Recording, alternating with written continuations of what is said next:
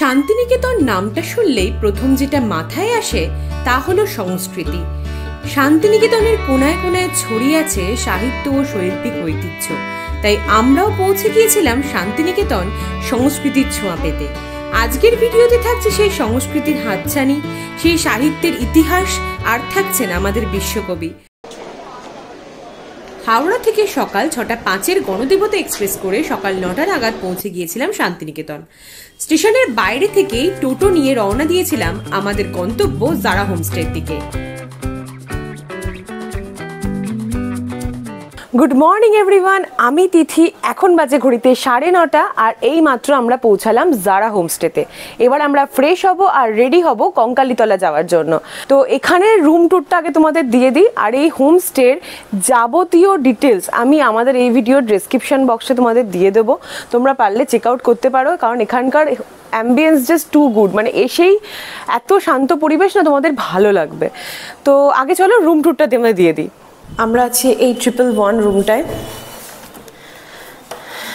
ঘরে ঢুকে প্রথমেই একটা কিং সাইজ বেড, আর তারপরে এই দুটো সোফা, মাঝে সেন্টার টেবিল, আর এখানে রয়েছে একটা টিভি আর একটা ওয়ার্ড্রোব মতো, মানে রাখতে পারবে এখানে সবাই সব কিছু জিনিস।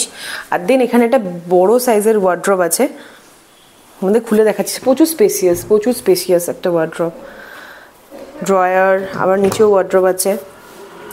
আর সবচেয়ে যেটা অ্যাট্রাকটিভ সেটা যেটা ফুল লেন্থ মিরর, আর একটা সুন্দর ব্যালকনি, যেটা ভীষণ সুন্দর রোদ আসছে।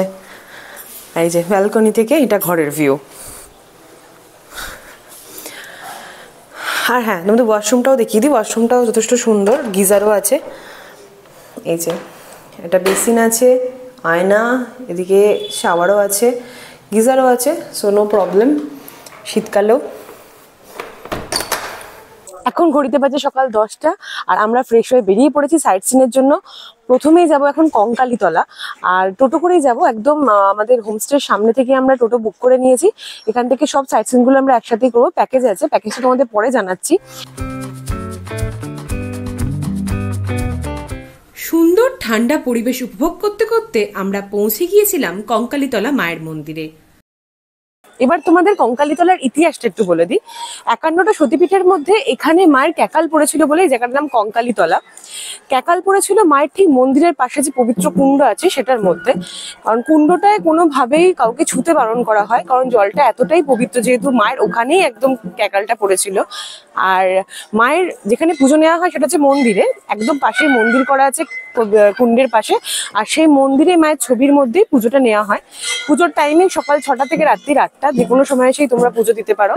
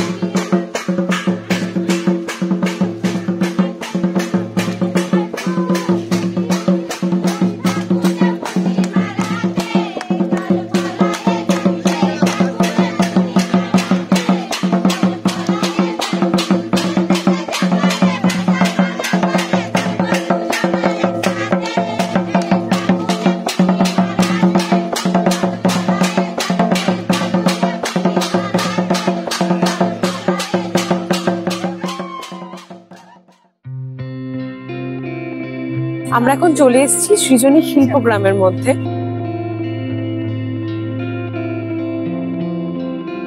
এটা হচ্ছে ওড়িশার কালচার। সেই কালচার কিরকম ছিল এবং তখনকার ওখানকার বাড়িঘর কিরকম, সেখানকার কিরকমভাবে কালচারটাকে ধরে রাখতো, সেগুলো নিয়েই এখানে রাখা হয়েছে। বাহ,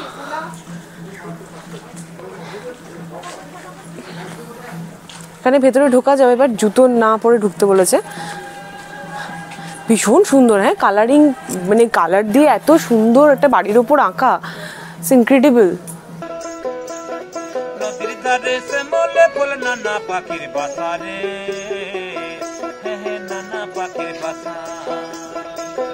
চারিদিকেই বাউল গান আর চারিদিকেই ফোক ডান্স, যে জন্যই শান্তিনিকেতন হয়তো আরও সুন্দর হয়ে উঠেছে। এত সুন্দর সুন্দর রবীন্দ্রসঙ্গীতকে এরাই হয়তো আরও ধরে রেখেছে, ওটাই ভালো লাগার। আর মানে সবচেয়ে বড় কথা এখানটা এত সুন্দর জায়গাটা, যে কালচারগুলো, ইভেন আমি যেটা আরও ইন্টারেস্টিং, ভাদু টুসু, যেগুলো আমরা মনেই মানে আমরা তো জানিও না, কোনোদিন উৎসবগুলো তো পালনই করিনি, সেগুলো এখানে এত সুন্দর পোর্ট্রেট করেছে যে হ্যাঁ, যারা জানে না তারা হয়তো আবার জানছে, এবং জানার ইচ্ছা হয়তো তাদের আরও প্রকাশ পাচ্ছে। তো এগুলোই দেখার, এখানে শিল্পগ্রামে আসে, এখানেই অনেকটা টাইম মনে কেটে যাবে শুধু এগুলো দেখে।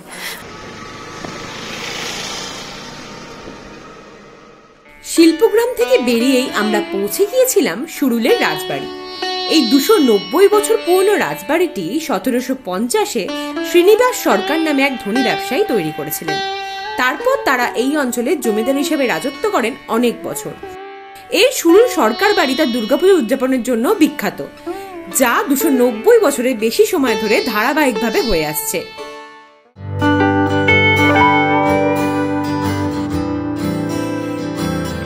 সুরুলের রাজবাড়ি থেকে বেরিয়ে এবার চলে এসেছি লাঞ্চ করতে। বেশিক্ষণ না, সুরুলের রাজবাড়ি থেকে মোটামুটি 5 মিনিট মতো লাগলো টোটোতে। আমার কুঠির হেসেল ঘর এই জায়গাটার নাম। হাত মুখ ধুয়ে এসে ফ্রেশ হয়ে বসে পড়েছি একটা রাজকীয় থালা নিয়ে, জাস্ট মানে 150 টাকায় দিচ্ছে। আর ভাত, ভাজা, 2 রকম ভাজা, স্যালাড, পটলের তরকারি, ডাল, এদিকে আলু পোস্ত, চাটনি, পায়েস, পাঁপড়, আর হ্যাঁ এই যে ঘি। আর সবচেয়ে বড় কথা হচ্ছে এটা রিপিটেবল, মানে যদি তুমি আবার চাও তোমাকে দেবে, ওই 150 টাকার মধ্যে আর কোনো এক্সট্রা চার্জও লাগবে না, সেটাই সবচেয়ে বড় কথা। ঠিক আছে, খেয়ে দেখি, আগে টেস্ট করে দেখি কেমন টেস্ট, আগে সরিয়ে রাখি পায়েস টায়েস গুলো। আর সব কাঁসার বাটিতে, দেখতে ভালো লাগছে, এত সুন্দর করে সার্ভ করেছে। তো শরীর শরীর রাখতে রাখতে টাইম চলে যাচ্ছে। ভাতটাকে শুদ্ধ হয়ে দিয়েছে, পুরো গরম গরম। একটু ঘি নিয়ে খাই।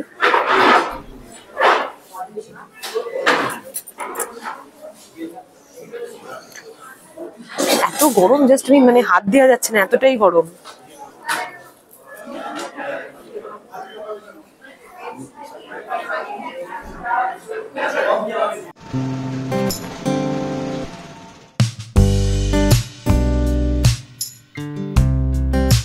Good morning. আজকে আমাদের শান্তিনিকেতনের ডে 2। এখন বাজে ঘড়িতে সকাল 10টা। তো আমরা এখন রেডি হয়ে বেরিয়ে পড়েছি বিশ্বভারতী ক্যাম্পাসে যাওয়ার জন্য। তো যারা হোমস্টে থেকে মাত্র 5 থেকে 10 মিনিট লাগে হেঁটে যেতে, তাই জন্য কোনো টোটো করিনি, একদম ঠান্ডা পরিবেশ এনজয় করতে করতে আমরা হাঁটতে হাঁটতে যাব বিশ্বভারতী ক্যাম্পাস। শান্তিনিকেতনে যখন প্রথম দেবেন্দ্রনাথ ঠাকুর আসেন, তখন এই জায়গাটার নাম ছিল ভুবনডাঙ্গা। মহর্ষি দেবেন্দ্রনাথ ঠাকুরের সাথে রবীন্দ্রনাথ ঠাকুর কোপাই নদীর তীরে ঘুরতে গিয়ে একটি বটগাছের চারা ও 3টি পাথর এনে এখানেই বসিয়েছিলেন এবং নাম দিয়েছিলেন 3 পাহাড়। আচ্ছা, বাঁদিকে যে স্ট্যাচুটা দেখতে পাচ্ছেন, দেখুন এটাও সহজ পাঠ বইয়ে পাবেন। স্ট্যাচুটা তৈরি করেছেন ভাস্কর্য রামকিঙ্কর বেদ। তিনি আর্ট কলেজের প্রথম ছাত্র ছিলেন। এই জিনিসটা দেখতে পাচ্ছেন, এই জিনিসটা উনি তৈরি করেছেন রড এবং তার দিয়ে টেক্সচার, আগেকার যুগে লাল গুটি মোড়াম পাথর এবং সিমেন্ট বালি দিয়ে দূর থেকে ছুঁড়ে ছুঁড়ে তৈরি করা। কোনো জায়গায় লেভেল নেই, দেখুন প্রত্যেকটা জায়গায় একদমই তাই, দূর থেকে ছুঁড়ে ছুঁড়ে তৈরি, কোনো জায়গায় লেভেল নেই, দেখুন প্রত্যেকটা জায়গায় এগো হয়ে আছেন। দেখুন চিত্রশিল্পী নন্দলাল বসু সহজ পাঠ বইয়ে পেন্টিং করেছিলেন। রামকিঙ্কর বেদ তৈরি করেছেন 1937 থেকে 38 সালে তৈরি করেছিলেন। 1 বছর লেগেছে, কোনো যন্ত্রপাতি এবং হাত দিয়ে তৈরি করেননি। আচ্ছা, আমার বাঁ দিকে যে বাড়িটি দেখছেন লেখা আছে প্রতীচি এবং এটি সেন, এটা হচ্ছে অমর্ত্য সেনের বাড়ি। রবি ঠাকুরের পর যে নোবেল পেয়েছিলেন অর্থনৈতিক নিয়ে, এটা হচ্ছে সে ওনার বাড়ি। এই প্রপার্টি নিয়ে ঝুলঝামেলা হচ্ছিলেন, এই জায়গাটি নিয়ে ঝুলঝামেলা হচ্ছিলেন সেন্ট্রালে। হ্যাঁ, আর অমর্ত্য সেনের যে নামটা শুনছেন সেটা হচ্ছে রবি ঠাকুরের দেওয়ার নাম, অমর্ত্য সেনটা হচ্ছে ওনার টাইটেল। সেখানে দেখুন একটা স্ট্যাচু আছেন, দেখুন স্টুডেন্টদের তৈরি করা স্ট্যাচুটা, এটা হচ্ছে আমাদের রবীন্দ্রনাথ ঠাকুর। কিভাবে তৈরি করেছেন দেখুন, যেটা নিচে থেকে ঢেউ খেলে গেছেন, এটা হচ্ছে ধুতি, হাওয়াতে নড়ছে। পেছনেরটা উনি যে চাদর নিতেন শালগাইয়ের চাদর, দেখুন বুকের মধ্যে ডাক আছেন, ওনার বয়স হয়ে গেছিলেন, ঝুঁকে গেছিলেন সামনের দিকে। এইভাবেই স্টুডেন্টরা কিন্তু তৈরি করেছেন স্ট্যাচুটা। আর আমাদের শান্তিনিকেতনে কিন্তু মূর্তি পুজো হয় না, সরস্বতী পুজো পর্যন্ত হয় না।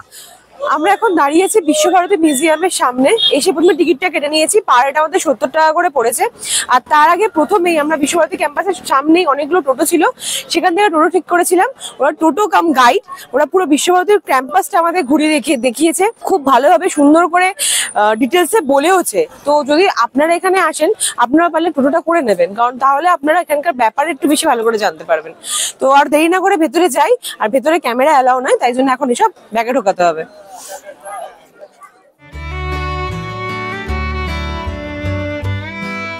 এই সোনাঝুরি হাট মানেই কিন্তু শাড়ি, চুড়ি, ব্যাগ, ঘর সাজানোর জিনিসের সম্ভার। তবে সর্বপ্রথম যেটা মাথায় রাখতে হবে সেটা হলো এখানে কিন্তু সব জিনিস একটু দরদাম করে কেনাই ভালো। তবে সবাই কিন্তু দাম কমায় না, কিছু জিনিসের ফিক্সড রেটও হয়। এগুলো কিরকম দাম গো?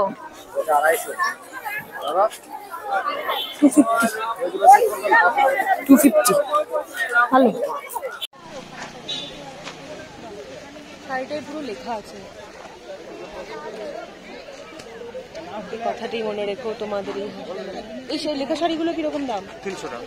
খুলে দেখো না একটু।